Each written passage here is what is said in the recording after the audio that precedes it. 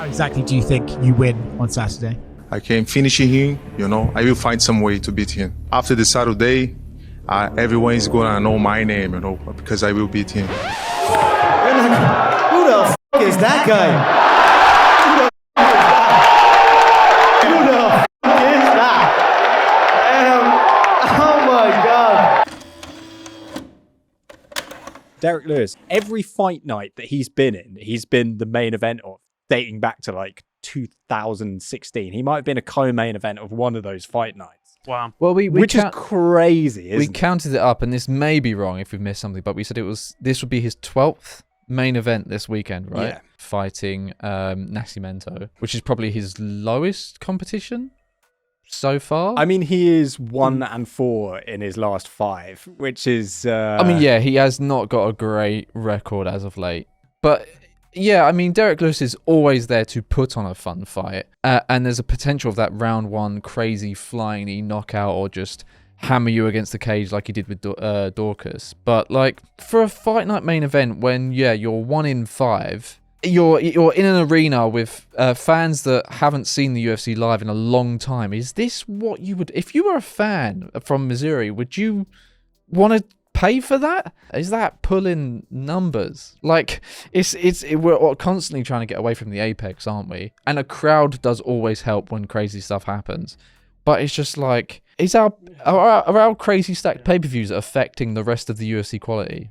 Because, like, me as a hardcore fan who does this week in, week out for a job and entertainment, it's making me tune out. What are we doing?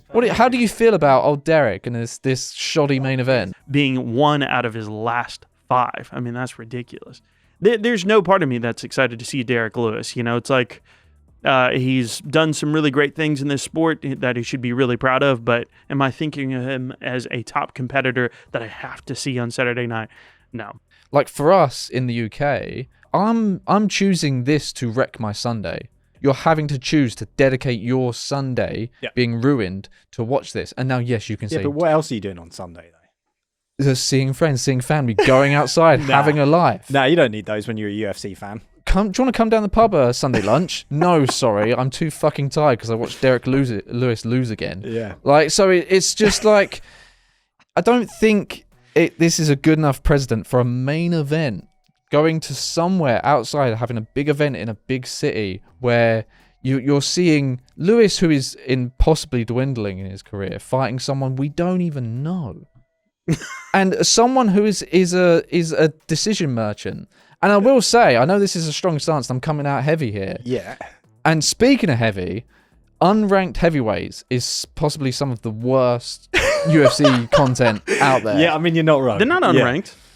No, but he's 15. Hey, guys. He's 15. Nascimento's number 15. Yeah. This is high level. Well, before that, he was unranked. And if you look at Nascimento's record, it isn't great in the UFC. People are brought in to be beaten by the up-and-comers, but they get stuck around because the heavyweight division is lighter. It doesn't feel like it is, but it actually is, because we don't see a lot of new heavyweights come up often. Yeah, the heavyweight division is in an existential crisis right now. Yeah. Like, they can't get their title situation. They've had people leave. People are leaving, like whether it's Jones and Stipe leaving after they fight. There's no new comers right now. Maybe Nascimento, who knows? Maybe we'll look back at this and say, this was the time he made his case. I don't know. But even if, like, I don't know a lot about Nascimento, but like, if he gets past Lewis, that doesn't even really give a big feather to his cap, does it? Because it's kind of like, there's a clear way to beat Lewis. Just don't get caught early, don't get put against the cage, and try and take him down. Yeah, they put his highlight up on his one highlight up on the UFC's YouTube channel, and it was his rear naked choke back in 2020 over Don'Tale Mayes. Yeah, Don'Tale Mayes. And I thought that was his last fight because he had just fought him in November of 2023. But it turned out, no, they're not choosing the last fight to show you what has got him this opportunity to fight Derrick Lewis on the main event of this card. They've chosen a highlight from 4 years ago during the middle of the pandemic What was because that? he hasn't done anything yeah. memorable since that fight, which is maybe not even first... a mid-fight highlight to use of like No, dropping somebody, yeah, but maybe exactly. didn't finish It's him. also and it went fucking to a insane that decision. he's had a rematch against another unranked guy already, and he's had like 4 fights. Like, what is going on? Let's just put him back up against him. Yeah, that he's already. It's just, beaten, yeah. and it's like this fucking like, it's the cultural phenomenon of like heavyweights is the most exciting. Anything can happen, but it's like I've seen a lot of heavyweight fights where nothing happens. I mean, to be fair to him, he is the biggest star on this card by far. Oh yeah, tremendously, yeah. Which Lewis isn't a good is- thing either necessarily, but yeah, the fight I'm most excited for when I'm looking this is Alonzo Menefield versus Carlos Ulberg. Oh, absolutely. That's the fight I have to see. on this That's card. what I was saying to Luke. That could have easily been the main event, actually. Yeah. Yeah, Because 100%. Ulberg is like this super interesting guy that's just delivering exactly what people want to see from him. So I mean, even Menefield as well. Menefield is maybe not as a clean and technical striker as Ulberg, but like he's racking up wins. There are good fights on this card, and those are the reasons I'm really watching. It's the main event. I mean, I guess to a certain extent, the main event sometimes is about casual appeal, isn't it? oh, absolutely, yeah. If you're going to that card and you see Derrick Lewis on there, and all you know is my balls was hot because it was on the biggest pay-per-view of all time, yeah, I guess that'll sell a ticket. One. Well, that's what I was going to say as well. Like, we are living in the era of short-term memory, and he is just one of those rare guys that honestly, it doesn't really matter if he loses or not, because they're still going to stick him in those main events, and people are still going to buy those tickets. Something drastically has to happen to Derrick Lewis to stop him being a appeal to casual fans. He needs to be stopped in devastating fashion over and over and over again, I think, for people to finally go, oh yeah, I'm not going to buy a ticket to watch Derrick fight. He's made his own path in the of like he is that personification of anything can happen because he always has that punch, doesn't he? And obviously, yeah, he's a very lovable character because he's funny, he's got charisma, but he's kind of a bit quiet still, so he comes out with these little jokes that really catch us off guard. And I think he is a good star. I think he is still loved and enjoyed by the UFC audience. But I just think when we kind of see through it that his performances can be so hot and cold with depending on who he fights. It's like, oh, he's got Sergey Spivak next, and we know how that's going to go. So it's like, I don't think the quality's there where it wants us to keep tuning in. And as fans, it's like you want to see Derrick Lewis, but in a spot where it feels like it's deserved. I feel like Nascimento is like literally the last heavyweight on any kind of like streak where you could go, oh, this guy could be something. The truth is, like, nobody knows who he is, and there's a reason why people don't know who he is, because he hasn't actually done anything exciting or interesting. The only reason he's here is because he's like 11-1. If Derrick Lewis loses this fight, on this card is that Despania guy, the guy from Cuba with the really long arms. He'll fight him next, and then he'll knock Lewis out. Despania he's like 5-0. Yeah, that's crazy. So it's like everyone's really excited because he's so wild and he's chaotic and he's got all these crazy early finishes. To be honest with you, could have easily thrown him in the main event of this one. I mean, he's fighting an 11-1 guy already.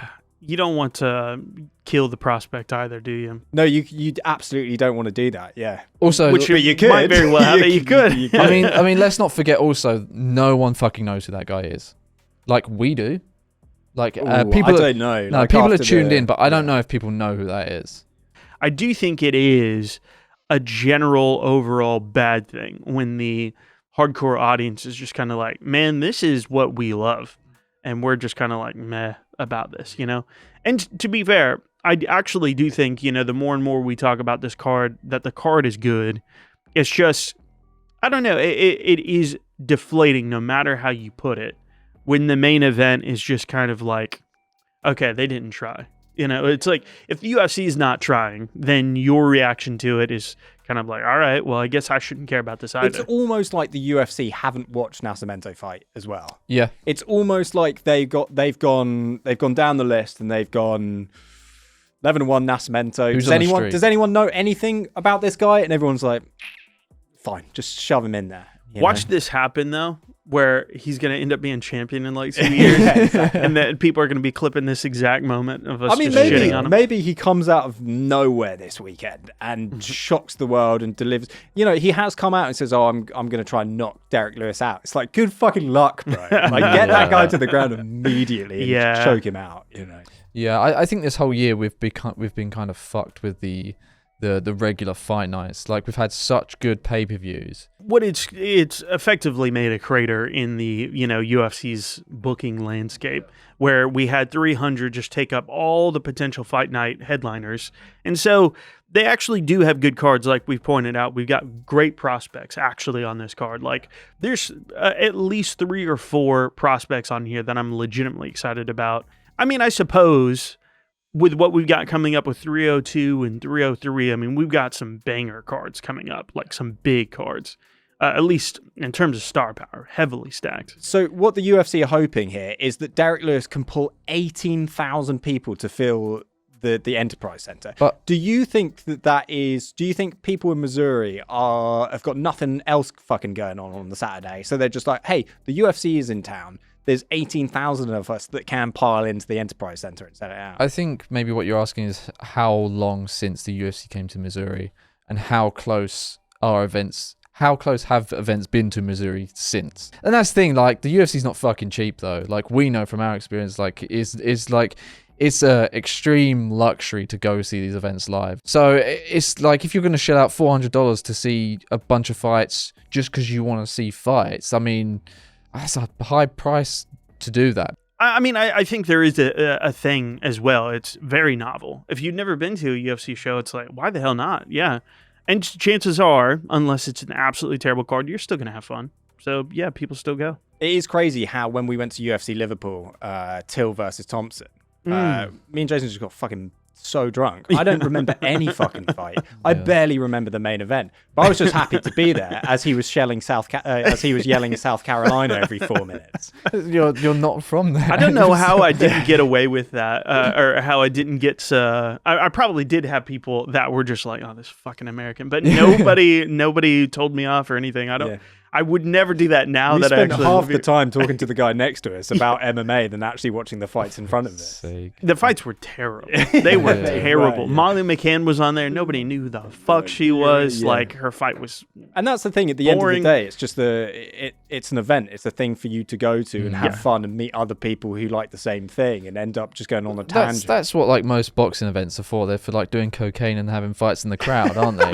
and then like, after that, hopefully you're still there to watch Joshua walk out. I mean, I feel like that's why most people go. Yeah, that's true. And that's the thing. Maybe that's a fault in our culture because all we have is drinking. So, like, a big piss up is like the event. But I think for their socials and their reach and their marketing and pushing the brand out there more, they just need one crazy thing to happen that they can post everywhere. It's like a little while back when Onama fought your boy.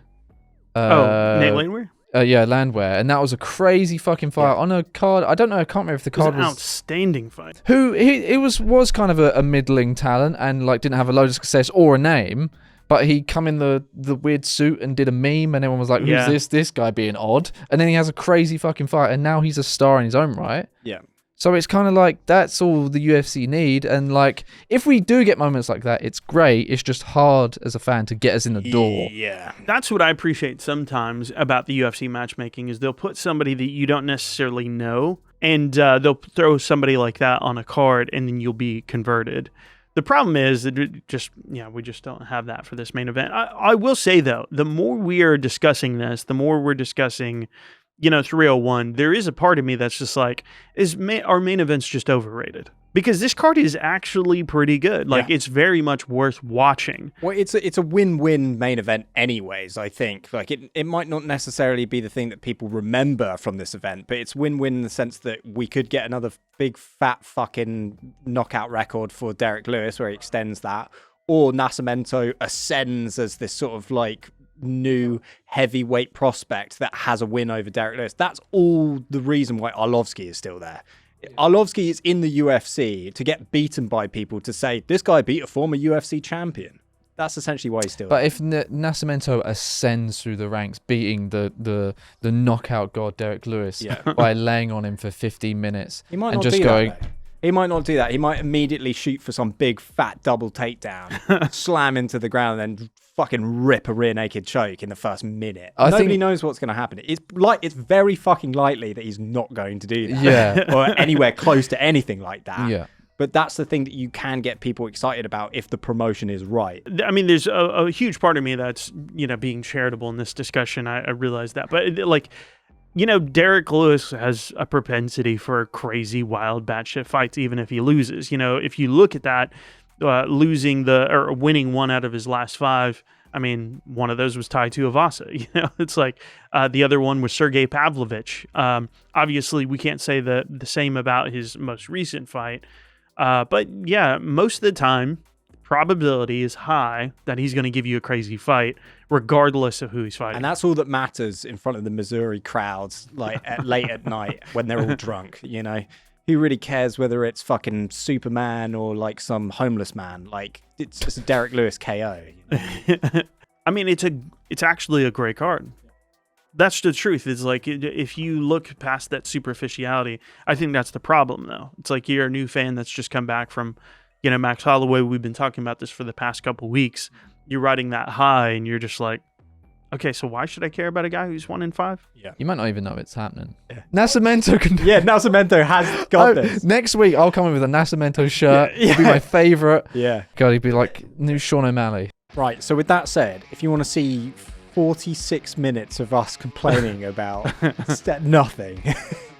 We're being honest, and you can hear that for $2.99 a month on the members of the MMA On Point YouTube channel.